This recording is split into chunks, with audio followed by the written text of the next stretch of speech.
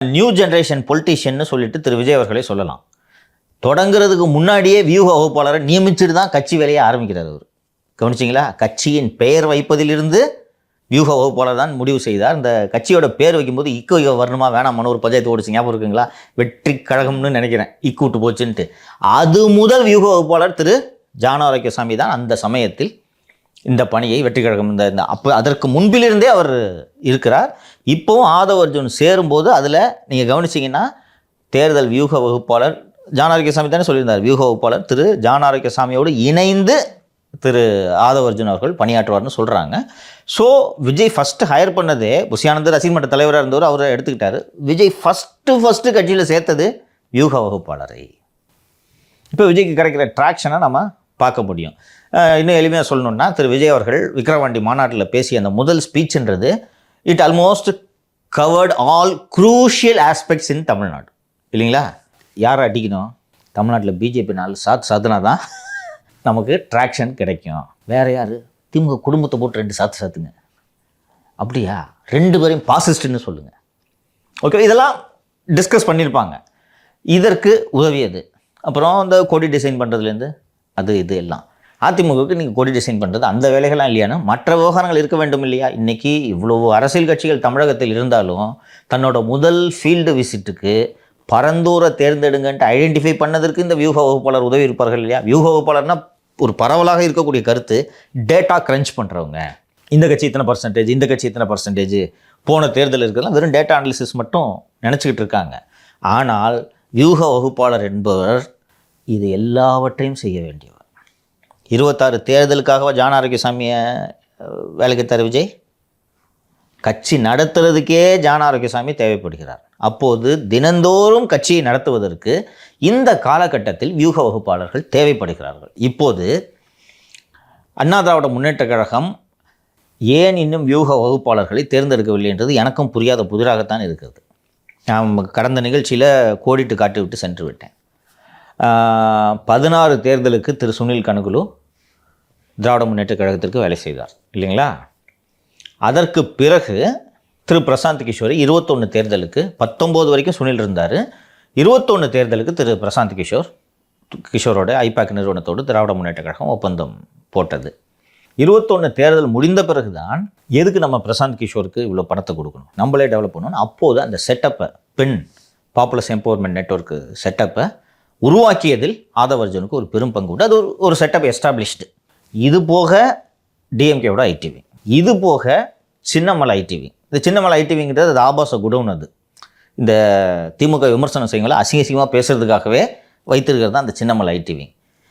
இது போக உளவுத்துறை, ஏற்கனவே நான் சொன்னேன், உளவுத்துறை இவங்களுக்கு இன்புட்ஸு கொடுத்துக்கிட்டு இருக்கு. இப்போது போதுமான அளவுக்கு இவங்களுக்கு இந்த வியூக வகுப்பாளர் எல்லாம் இருக்காங்களா? இது போக சுனில் கனுகுலு இப்போது வேலை செய்து கொண்டிருக்கிறார். சுனில் கனுகுலு திரு உதயநிதி அவர்களோட brand building works and election strategies பார்த்துட்டு இருக்காருங்களா? இப்போது தேவைக்கும் அதிகமாக உங்கள்கிட்ட இருக்குல்ல. இப்போது பிரசாந்த் கிஷோர் அவர்களிடமிருந்து பிரிந்து வந்து ஷோ டைம் என்ற நிறுவனத்தை திரு ராபின் என்பவர் நடத்தி கொண்டிருக்கிறார். ராபின் சிங்கா, ராபின் நடத்தி கொண்டிருக்கிறார். அவர் மகாராஷ்டிரா எலெக்ஷன்லாம் வேலை செய்தவர். இந்த ராபினோடு ஒரு 15 சுற்று பேச்சுவார்த்தையை அண்ணா திராவிட முன்னேற்ற கழகம் நடத்தி கொண்டிருந்தது. நான் கடந்த நிகழ்ச்சியிலே வந்து இங்கிருந்து தகவல்கள்லாம் உங்களுக்கு கசிதுன்னு சொன்னேன். தேவையே கிடையாது திமுகவுக்கு. நான் ஏற்கனவே சொன்னேன், சுனில் இருக்கார், பெண் இருக்குது, உளவுத்துறை இருக்குது. இவ்வளவையும் தாண்டி அதிமுகவுக்கு போகக்கூடாது என்பதற்காகவே ராபினை கூப்பிட்டு சும்மா 10 கோடி கொடுத்து சைன் பண்ணியிருக்காங்க. பிரசாந்த் கிஷோருக்கு 150 கோடி என்னமோ கொடுத்தாங்க. ராபின் அங்கே ஏடிஎம்கேக்கு போயிடக்கூடாதுன்றதுக்காக வெறும் 10 கோடி. எதுக்கு வெறும் 10 கோடினா, நார்மலாக இந்த ஸ்ட்ராட்டஜிஸ்ட்டு ஒரு ரிசோர்ஸோடு வருவாங்க. ஒரு பெரிய ஆஃபீஸு, ஒரு 50-60 ஸ்டாஃப்ன்ட்டு வச்சு வேலை செய்வாங்க. இவங்க ஏற்கனவே பெண் வச்சுருக்காங்க இல்லையா? ஸோ ராபின் ஏடிஎம்கேக்கு போயிடக்கூடாதுன்றதுக்காக, இங்கே பார் பாஸ், உங்களுக்கு இதெல்லாம் இன்ஃப்ராஸ்ட்ரக்சர்லாம் வேணாம், என்கிட்ட பெண்ணுன்ற ஒரு டீம் இருக்குது, நீங்கள் வந்து பெண்ணுக்கு என்ன வேலை செய்யணுன்ற இன்ஸ்ட்ரக்ஷன் கொடுக்குறதுக்கு நீங்கள் வாங்கன்னு 10 கோடி கொடுத்து ராபினை சைன் பண்ணிட்டாங்க. சரி, இப்போது மீதி இருக்கிறது யாருன்னு கேட்டிங்கன்னா பிரசாந்த் கிஷோர் அன்அஃபிஷியலாக இப்போ தேர்தல் வேலை பார்க்குறாரு. முன்னாடி ஐபேக் மூலமாக நேரடியாக அரசியல் கட்சிகளோடு எழுத்துப்பூர்வமான ஒப்பந்தம் போட்டு வியூக வகுப்பாளராக வேலை செய்த திரு பிரசாந்த் கிஷோர் அவர்கள் பீகாரில் ஜன் சூரஜ் என்ற ஒரு ஜன் சூரஜ் ஒரு அரசியல் கட்சியை தொடங்கி அவர் பீகாரில் தேர்தலில் போட்டியிடும் முடிவுக்கு அவர் இறங்கிவிட்டார். அதனால் அஃபிஷியலாக அவர் எந்த பொலிட்டிக்கல் பார்ட்டிக்கோ வேலை செய்கிறது இல்லை. அன்அஃபிஷியலாக பிரசாந்த் கிஷோர் அவர்கள் விஜய்க்கு வேலை பார்க்க போகிறார். ஏற்கனவே திமுகவுக்கு பிரசாந்த் கிஷோர் அழைத்து வந்தது யார்? ஆதவ் அவர்கள். இப்போ ஆதவ் அர்ஜுன் எங்கே இருக்காரு? டிவிகேல இருக்காரு. பிரசாந்த் கிஷோர் எங்கே போவார்? டிவிகேக்கு போக வாய்ப்பு இருக்காங்க சார். அஃபிஷியலாக தான் பண்ண முடியாதுன்னு சொல்லிட்டேன்ல. பின்னால் இருந்து அவர் இந்த கைடு பண்ணுவார், ஐடியாஸ் கொடுப்பார். நான் இப்போ இந்த வியூக வகுப்பாளர்களோட வேலை என்ன, தேவை என்னன்றதெல்லாம் சொல்லிட்டேன். இன்றைக்கி மார்க்கெட்டில் இருக்கிற பெஸ்ட்டு டேலண்ட்ஸ் எல்லாம் அதர் சைடு ஹையர் பண்ணிடுச்சு.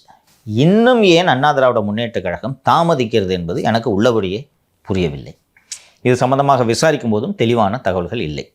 நான் சொன்னது போல் இன்றைக்கி திருமணத்திற்கு ஈவெண்ட் மேனேஜர், காது குத்துக்கெலாம் இப்போ இன்றைக்கி ஈவெண்ட் மேனேஜ்மெண்ட் ஹையர் பண்ண ஆரம்பிச்சிட்டாங்க. இந்த டெஸ்டினேஷன் வெட்டிங்லாம் போகிறாங்க தெரியுமா? இதெல்லாம் இந்த ஈவெண்ட் மேனேஜர்ஸ் தான் எல்லா வேலைகளையும் செய்து முடிப்பாங்க. சொல்லுங்கள். 40க்கு 40 திமுக ஜெயிக்கிறாங்க. இண்டு ராம் அவர்கள் சொல்கிறாரு, அதிமுக தோத்து போனதா தோணலாம், கண்டிப்பாக அதிமுக 2026 டஃப் கொடுப்பாங்க அப்படின்ற ஒரு விஷயத்த சொல்கிறாரு. நீங்கள் சொன்னீங்க இல்லையா 1.5 கோடி தொண்டர்கள், அவங்க சொல்கிற 2 கோடி தொண்டர்கள் அப்படின்றவங்க இருக்கிறாங்கன்றது உண்மை. ஆனால் அவங்கள திரு எடப்பாடி பழனிசாமி அவர்கள் சோசியல் மீடியா மூலமாக ரீச் ஆகலைன்றதும் உண்மை. இதுக்கு இந்த வியூக வகுப்பாளர்கள் உதவி பண்ணுவாங்க அப்படின்றத நம்மளால புரிஞ்சுக்க முடியுது.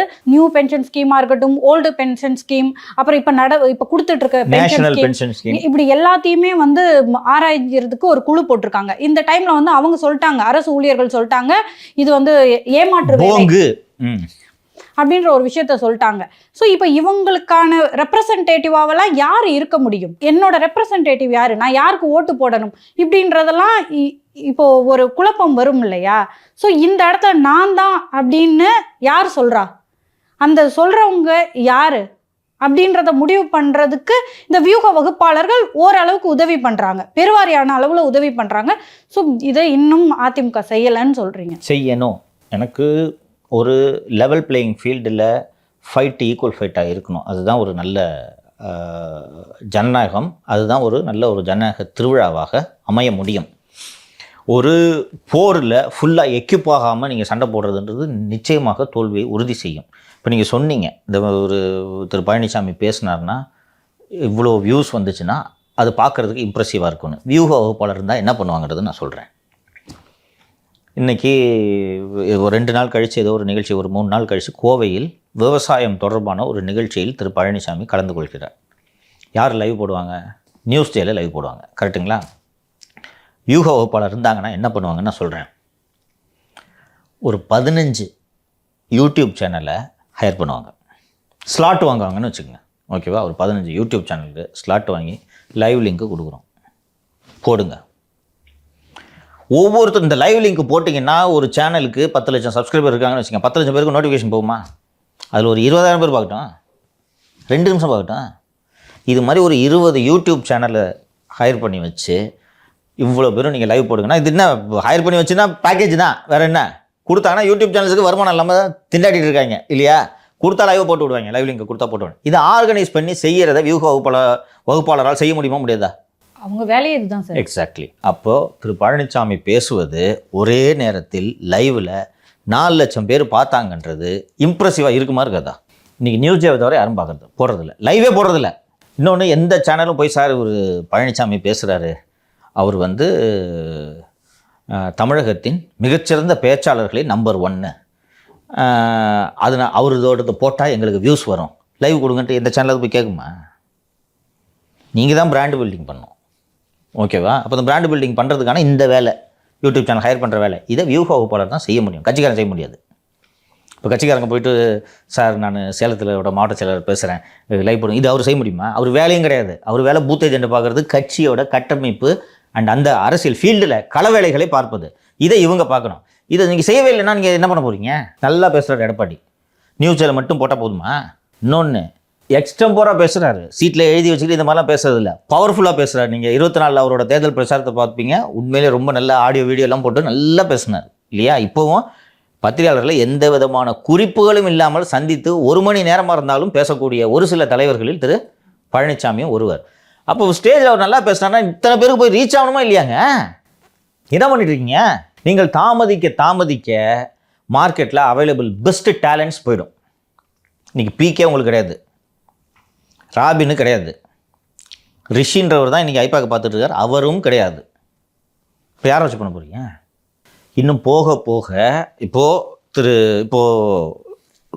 ஜானாரோக்கியசாமி போக விஜய் கட்சிக்கு கூடுதலாக இன்னொரு வியூக வகுப்பாளர், நிதி ஆதாரத்தோடு உள்ள வியூக வகுப்பாளர் திரு ஆதவர்ஜுன் இல்லைங்களா? இப்போ ஆதவர்ஜுனை எல்லா வேலைகளையும் செய்ய முடியுமா? முடியாது.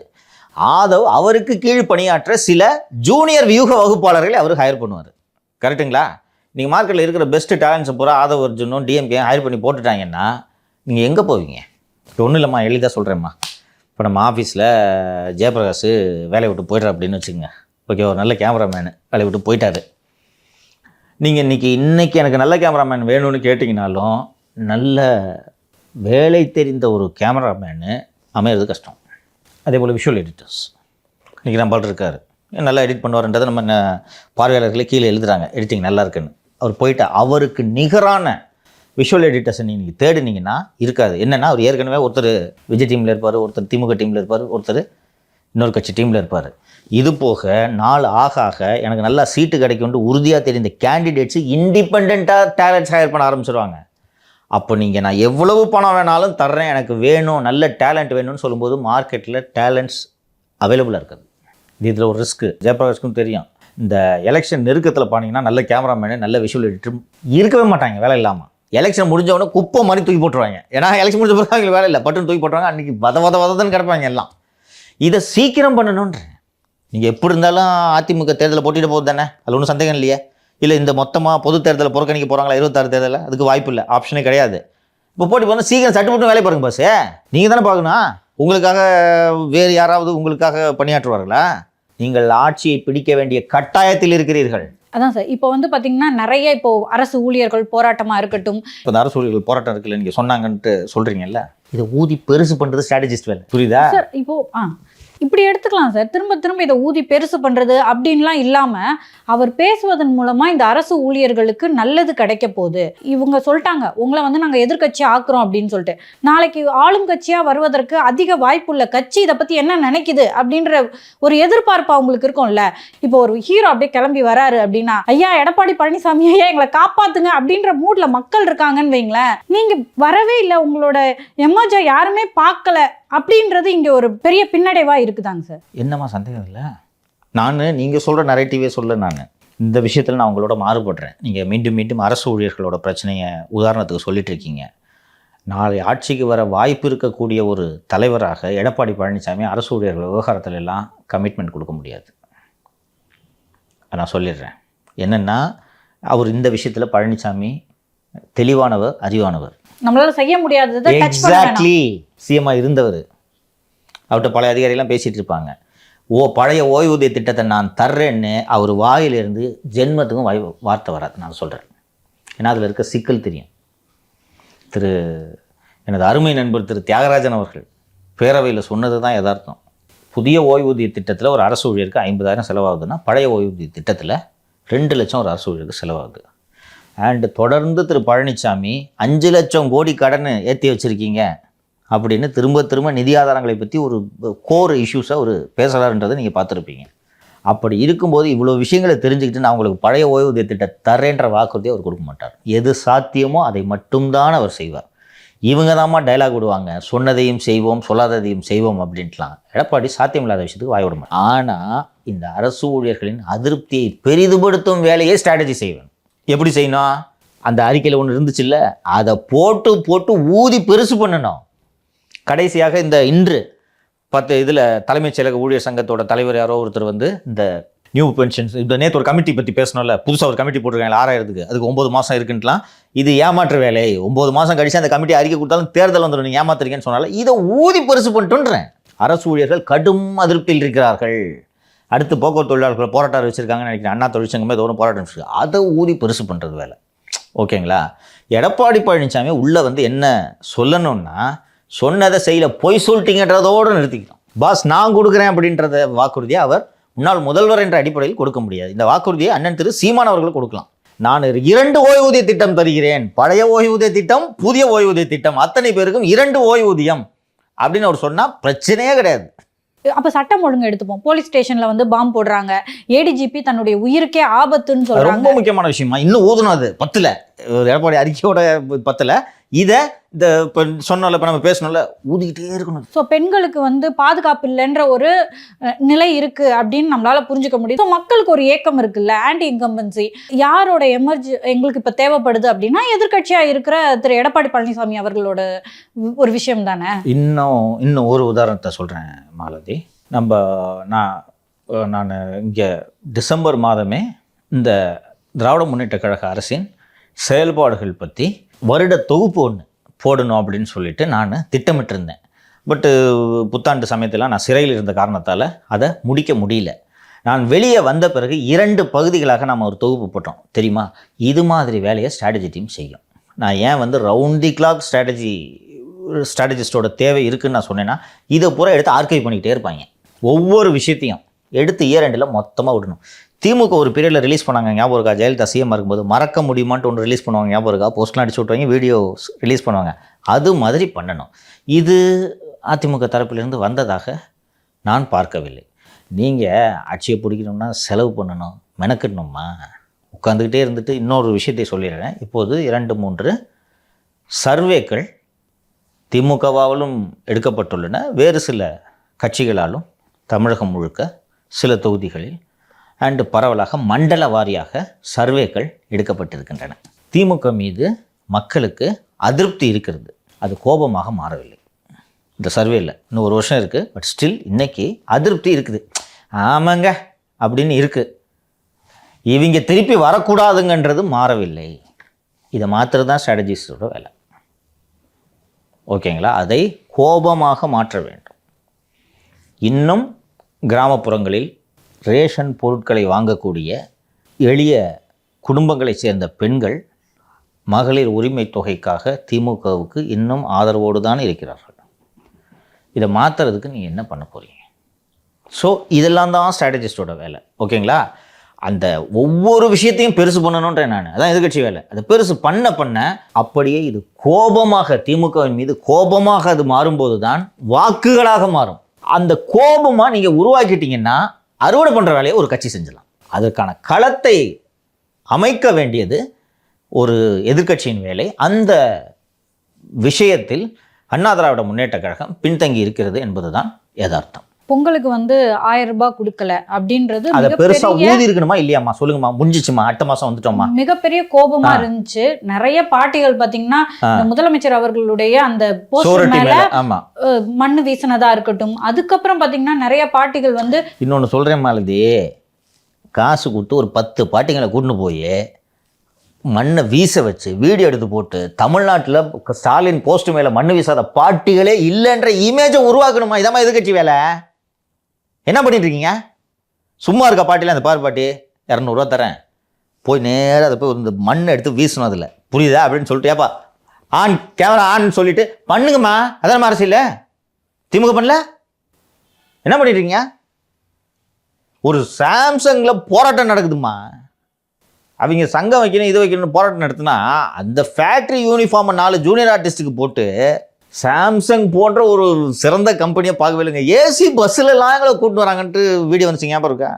இப்போ பரந்தூருக்கு விஜய் போயிட்டு வந்த உடனே ஒரு 2 பெண்மணிகள் விமான நிலையம் வந்தால் தான் நாங்கள் சோறு திம்போன்ட்டு ஒரு 2 வீடியோ வந்துச்சு. நான் இப்போ 2-3 நாட்களுக்கு முன்னால் பரந்தூருக்கு போயிருந்தேன்.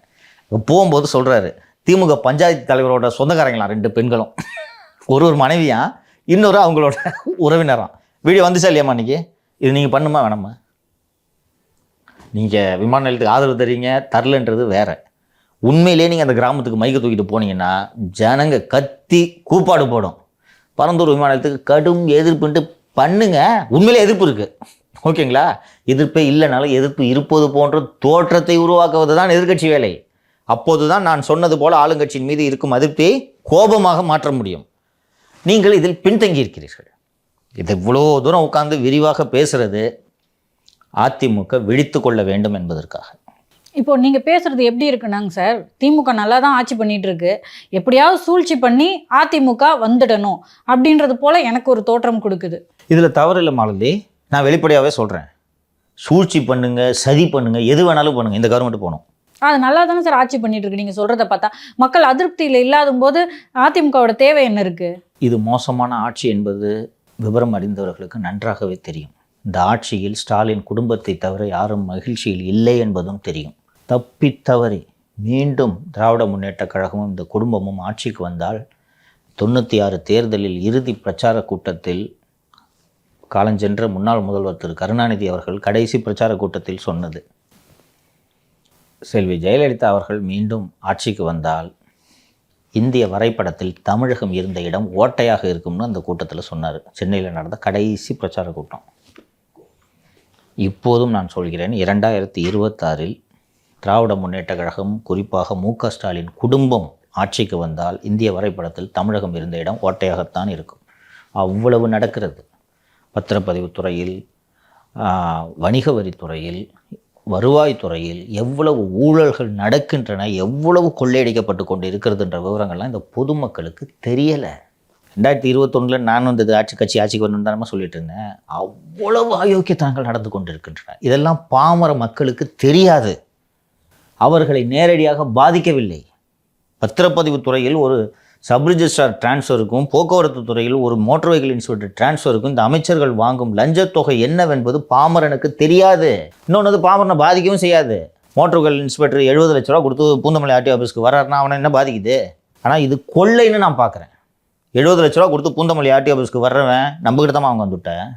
அண்டு 40 லட்ச ரூபா 50 லட்ச ரூபா கொடுத்து விருகம்பாக்கம் சப் ரிஜிஸ்ட்ரிக்கு வர சப் ரிஜிஸ்ட்ராரு கிஃப்ட் டீடு கொடுக்க வரவனை கூட சும்மா விட மாட்டாருன்றது எனக்கு தெரியும். இதெல்லாம் நிறுத்தப்படணும்னு நான் நினைக்கிறேன். மினரல் வாட்டர் பிஸ்னஸை கூட யாரும் நடத்தக்கூடாது, எங்கள் குடும்பம் தான் நடத்தணும்னு சொல்கிற ஒரு மோசமான குடும்பத்தை நான் பார்த்தது கிடையாது.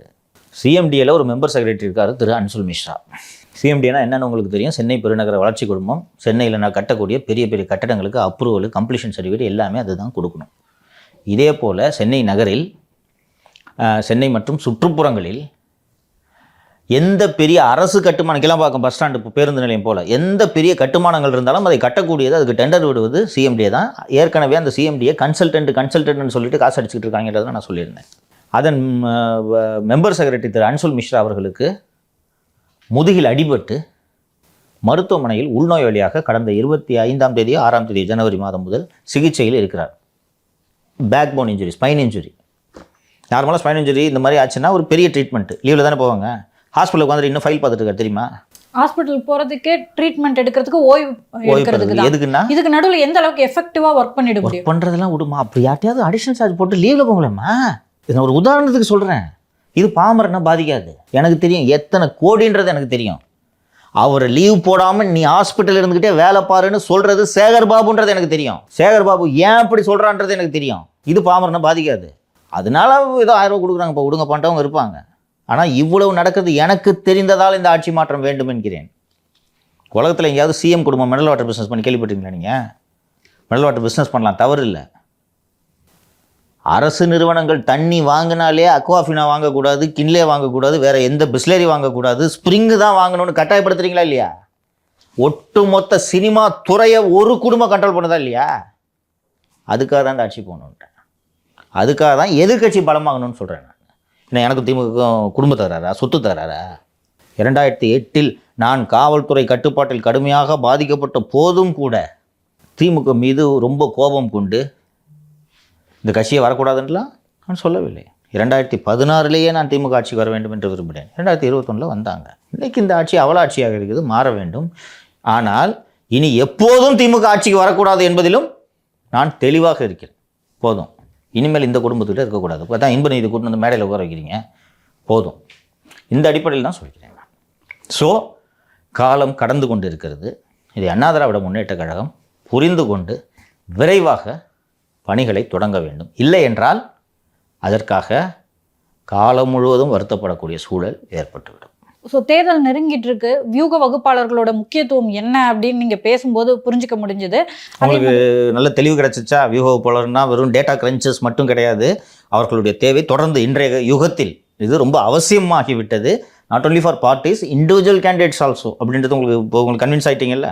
நானும் அப்படி தான் நினச்சிக்கிட்டு இருந்தேன். நான் இந்த ஃபீல்டில் ஒர்க் பண்ணுற சில பேர்கிட்ட பேசினேன். அப்போ தான் எனக்கே தெளிவு கிடைச்சிச்சு. நானும் சரி ஏதோ எலெக்ஷன் சமயத்தில் அப்படின்னு நினச்சேன். No, it's continues process. கிட்டத்தட்ட கிளாரிட்டி கிடைச்சிச்சு உங்களுக்கு. அது ஆனுவல் எக்ஸாம் வரும்போது அன்னைக்கு முன்னாடி நாள் நைட்டு படிக்காம முதல் நாள்ல இருந்தே படிக்கிற மாதிரியான ஒரு கான்செப்ட் தான். எக்ஸாக்ட்லி பர்ஃபெக்டாக சொல்லிட்டீங்க. ஸோ உங்களுடைய தகவல்களுக்கும் கருத்துக்களுக்கும் நன்றி சார். நன்றி.